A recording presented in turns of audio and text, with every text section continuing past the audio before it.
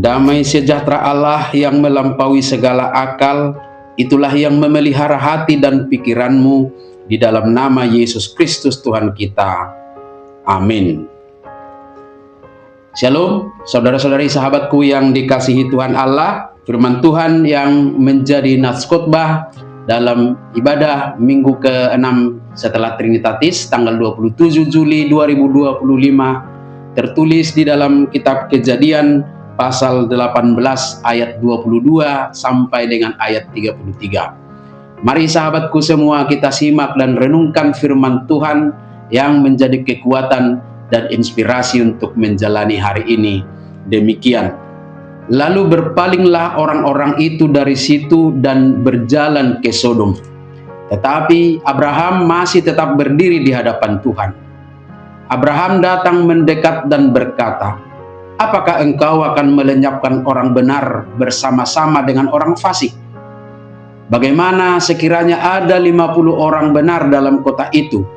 Apakah engkau akan melenyapkan tempat itu, dan tidakkah engkau mengampuninya karena ke-50 orang benar yang ada di dalamnya itu? Jauhlah kiranya daripadamu untuk berbuat demikian, membunuh orang benar bersama-sama dengan orang fasik, sehingga orang benar itu seolah-olah sama dengan orang fasik. Jauhlah kiranya yang demikian daripadamu. Masakan hakim segenap bumi tidak menghukum dengan adil?" Tuhan berfirman, "Jika kudapati 50 orang benar dalam kota Sodom, aku akan mengampuni seluruh tempat itu karena mereka." Abraham menyahut, "Sesungguhnya aku telah memberanikan diri berkata kepada Tuhan, walaupun aku debu dan abu, sekiranya kurang 5 orang dari ke-50 orang benar itu, apakah engkau akan memusnahkan seluruh kota itu karena yang 5 itu?" Firman-Nya, "Aku tidak memusnahkannya jika kudapati 45 di sana." Lagi Abraham melanjutkan perkataannya kepadanya, "Sekiranya 40 didapati di sana?" Firman-Nya, "Aku tidak akan berbuat demikian karena yang 40 itu."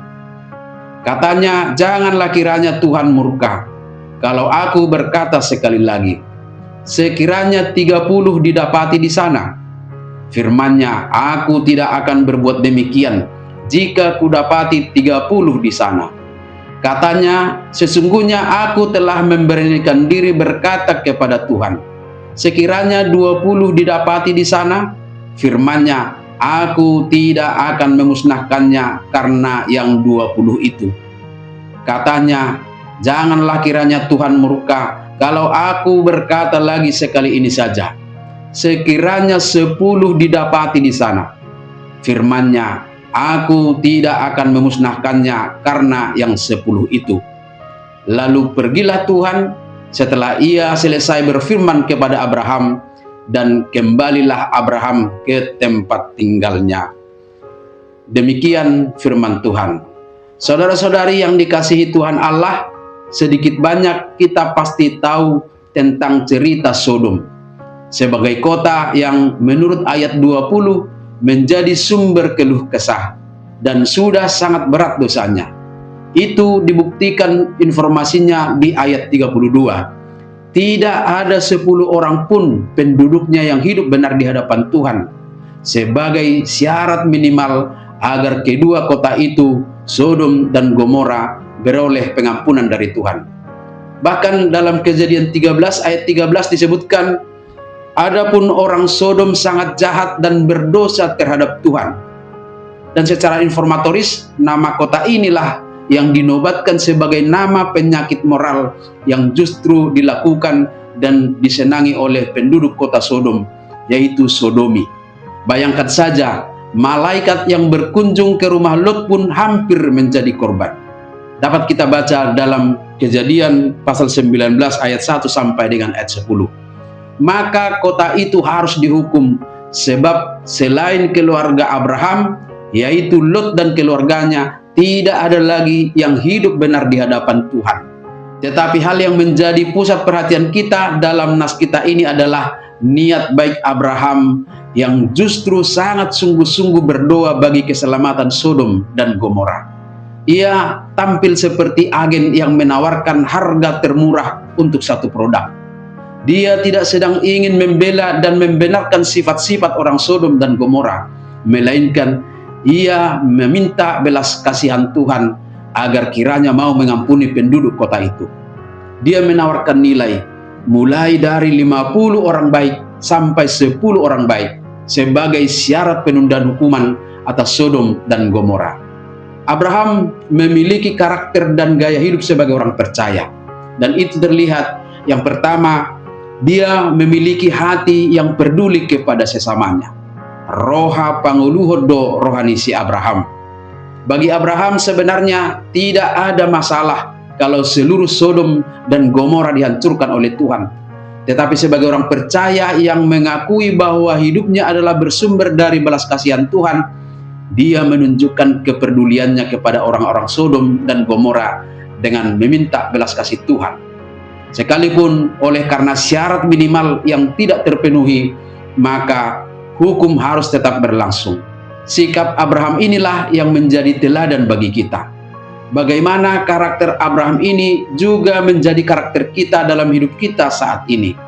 Mau peduli dan memberikan perhatian kepada orang lain, sekalipun mungkin itu seperti tidak berguna untuk ukuran manusia, tetapi setidaknya Tuhan dapat melihat niat baik kita sebagai buah dari iman itu sendiri. Jika ada orang jahat lalu dijatuhi hukuman, jangan senang dengan hukuman itu, lalu mengatakan itu wajar, atau itu adalah sesuatu yang menjadi konsekuensinya. Memang hukumannya harus berjalan karena perbuatannya, tetapi janganlah menempatkan diri menjadi bagian dari hakim atas vonis itu. Melainkan tunjukkanlah bahwa kita berempati dan peduli, bahwa sesungguhnya kita tidak ingin seseorang harus dihukum karena perbuatannya yang jahat.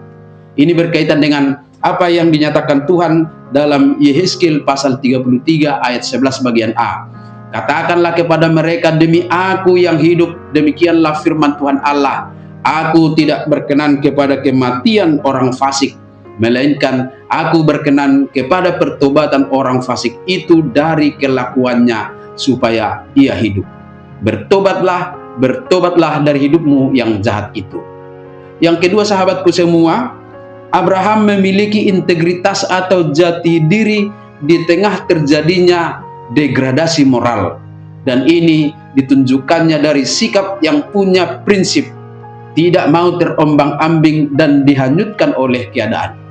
Ketika orang-orang di Sodom dan Gomora asik menikmati dosa-dosa dan kejahatannya, Abraham justru mengambil jalan lain dan tidak berpikir pragmatis.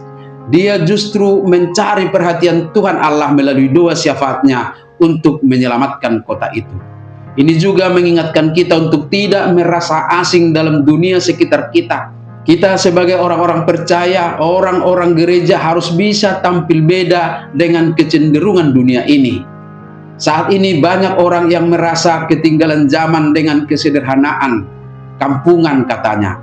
Sehingga ketika orang-orang di sekitarnya bergaya hidup mewah, banyak ikut-ikutan memaksakan dirinya untuk hidup mewah sampai berhutang untuk tampil lebih baik dan kelihatan hebat. Kita harus berani menolak.